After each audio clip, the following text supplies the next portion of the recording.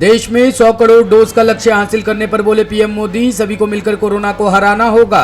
Corona महामारी से बचाने के लिए चलाए गए टीकाकरण में 100 करोड़ का आंकड़ा छूने के बाद देश ने क्षेत्र में एक मील का पत्थर स्थापित किया है। ये पूरी दुनिया के लिए एक बड़ा संदेश भी है। इस खास मौके पर प्रधानमंत्री नरेंद्र मोदी राम मनोहर लोहिया अस्पताल पहुंचे थे। इस मौके पर केंद्रीय स्वास्थ्य मंत्री भी मौजूद थे। इसके बाद उन्होंने हरियाणा के झज्जर में बने एम्स कैंपेन में इन्फोसिस फाउंडेशन विश्राम सदन की शुरुआत की। इस मौके पर दिए अपने संबोधन में पीएम मोदी ने कहा कि देश को 100 करोड़ डोज का सुरक्षा कवच मिला है। हम सभी को मिलकर कोरोना महामारी को जल्द हराना होगा। उन्होंने 100 करोड़ डोज का आंकड़ा छूने पर सभी स्वास्थ्य कर्मियों को बधाई दी है। इस मौके पर उन्होंने हर जिले में मेडिकल कॉलेज बनाने पर भी जोर दिया है। उन्होंने कहा कि कैंसर की करीब 400 दवाओं के दाम उनकी सरकार ने कम किए हैं। मरीजों को डॉक्टरों को दिखाने में कोई परेशानी न आए, इस पर भी सरकार ध्यान दे रही है। उन्होंने इन्फोसिस फाउंडेशन का जिक्र करते हुए कहा कि ये संस्थाएं सेवा भाव से काम कर रही है। सेवा भाव के किसी भी मौके को हाथ से नहीं जाने दिया जाना चाहिए। उन्होंने कहा कि संजीवनी की सुविधा मौजूद है। इसके अलावा और भी काम इस क्षेत्र में किए जा रहे हैं। समाज की शक्ति से हम इस लक्ष्य को जल्द पा सकेंगे।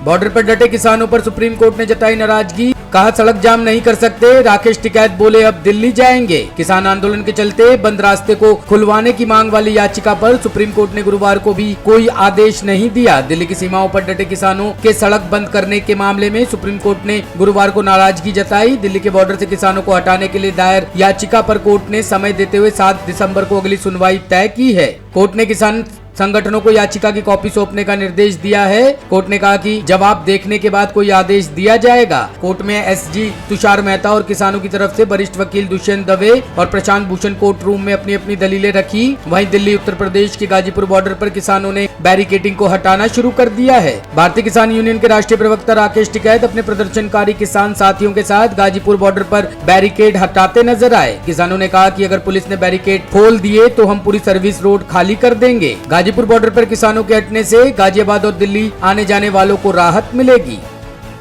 अरे दिल्ली जाना हमें तो रास्ता खोल रहे हैं क्या? हमने कहा रास्ता रोक रखा, रास्ता पुलिस ने रोक रखा है। इन्होंने कहा हम भी हटा रहे, तुम भी हटा लो। हाँ तो दिल्ली जाएंगे। तो किसान जो ये रास्ता पूरा खोलेंगे? हाँ पूरा खोल लेंगे, दिल्ली जाएंगे। तो ये पूरा हटा देंगे आप लोग? हाँ सब हटा देंगे। तो दिल्ली में कहाँ जाएंगे? दिल्ली में तो पार्लियामेंट पे चलेंगे और कहाँ जाएंगे, जिसने कानून बना उसी के घर के बाहर। तो अचानक से आप क्यों रास्ता खोल रहे हैं? ये हम कहाँ खोल रहे रास्ता, हमने तो रास्ता रोक ही नहीं रखा, हमें तो दिल्ली जाना। तो ये सब टेंट वगैरह क्यों हटाया जा रहा है? दिल्ली जाना। चलो चलिए, आप भी वहीं साथ चलिए। भारत और नेपाल में आफत की बारिश, बाढ़ के चलते गई 150 से ज्यादा लोगों की जान। भारत और पड़ोसी मुल्क नेपाल इस वक्त भारी बारिश के चलते आई बाढ़ का सामना कर रहा है। दोनों देशों में इस आपदा के चलते काफी संख्या में लोगों की जान भी गई है। दोनों देशों में बाढ़ से मरने वालों की संख्या 150 के पार पहुंच गई है। अधिकारियों ने गुरुवार को कहा कि बेमौसम भारी बारिश के कारण कई क्षेत्रों में बाढ़ आ गई है, जिसके चलते लोगों को काफी परेशानियों का सामना करना पड़ रहा है। स्थिति यह है कि लोगों के घरों में भी पानी घुस गया है। ऐसे में कई लोगों के घर भी पानी के बहाव में डूब गए हैं। राज्य के आपदा प्रबंधन विभाग के सचिव SA मुरुगेसन ने बताया कि भारत में भयंकर बारिश के चलते उत्तराखंड विशेष रूप से बुरी तरह से प्रभावित हुआ है, जिसमें 48 लोगों की मौत की पुष्टि हुई है। हिमालय राज्य के एक लोकप्रिय पर्यटन स्थल नैनीताल में शहर की मुख्य झील ने अपने किनारों को तोड़ दिया, जिससे मुख्य मार्ग जलमग्न हो गया। इस दौरान पुलों और रेल पटरियों को नुकसान पहुंचा है। पिछले सप्ताह दक्षिण भारतीय राज्य केरल में करीब 42 लोगों की मौत हुई है। वहीं पड़ोसी देश नेपाल में कम से कम 77 लोगों की मौत हुई है।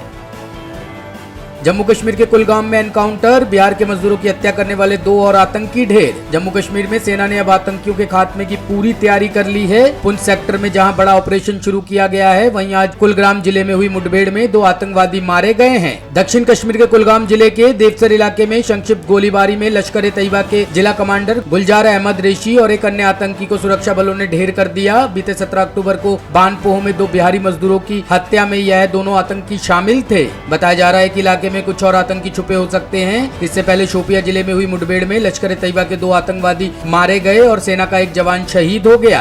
अधिकारियों ने बताया कि मुठभेड़ में 2 अन्य सुरक्षाकर्मी घायल हो गए। अधिकारियों के अनुसार मारे गए आतंकवादियों में से एक हाल में हुई उस व्यक्ति की हत्या में शामिल था, जो उत्तर प्रदेश के सहारनपुर जिले का रहने वाला था। क्षेत्र में आतंकवादियों की उपस्थिति की सूचना मिलने के बाद सुरक्षा बलों ने शोपिया जिले के दड़गड़ इलाके में घेराबंदी और तलाशी अभियान चलाया। अधिकारियों ने कहा कि आतंकवादियों ने गोलीबारी करना शुरू कर दिया, जिसके बाद सुरक्षा कर्मियों को जवाबी कार्रवाई करनी पड़ी। एनसीबी ऑफिस में अनन्या पांडे से पूछताछ जारी, फोन जब्त, आर्यन के इलेक्ट्रॉनिक डिवाइस जमा करवाने को कहा गया। क्रूज ड्रग्स केस की जांच जैसे जैसे आगे बढ़ रही है, नए नए खुलासे हो रहे हैं। एनसीबी की टीम ने आज एक्ट्रेस अनन्या पांडे और शाहरुख खान के घर पर रेड की है। अनन्या को आज दोपहर 2 बजे पूछताछ के लिए समन किया गया था। वे तकरीबन 2 घंटे की देरी से एनसीबी ऑफिस पहुंची है। फिलहाल उनसे पूछताछ जारी है। आर्यन के व्हाट्सएप चैट से अनन्या के तार जुड़े होने की बात सामने आई है। उनका फोन एनसीबी ने जब्त कर लिया है। बताया जा रहा है कि समीर वानखेड़े खुद उनसे पूछताछ कर रहे हैं। उनके साथ कुछ महिला अफसर भी मौजूद है। अनन्या एनसीबी के ऑफिस अकेले आई थी। उनके साथ उनके पिता चंकी पांडे या उनके वकील भी मौजूद नहीं थे। अनन्या करीब 4 बजे एनसीबी दफ्तर पहुंची। सूत्रों के मुताबिक जांच एजेंसी करीब 2 घंटे उनसे पूछताछ करेगी और उसके बाद शाम करीब 6 बजे अनन्या यहां से निकलेंगी। एनसीबी के कुछ अधिकारी शाहरुख खान के मुंबई स्थित बंगले मन्नत पर भी पहुंचे। टीम के अधिकारी बीवी सिंह ने बताया कि आर्यन से संबंधित कुछ पेपर वर्क पूरे करने वह उनके घर पहुंचे थे। टीम ने आर्यन के घर पर एक नोटिस दिया है जिसमें लिखा है कि अगर उनकी कोई इलेक्ट्रॉनिक डिवाइस परिवार के पास है तो उसे जमा करा दे। ब्यूरो रिपोर्ट, टीम तफ्तीश न्यूज।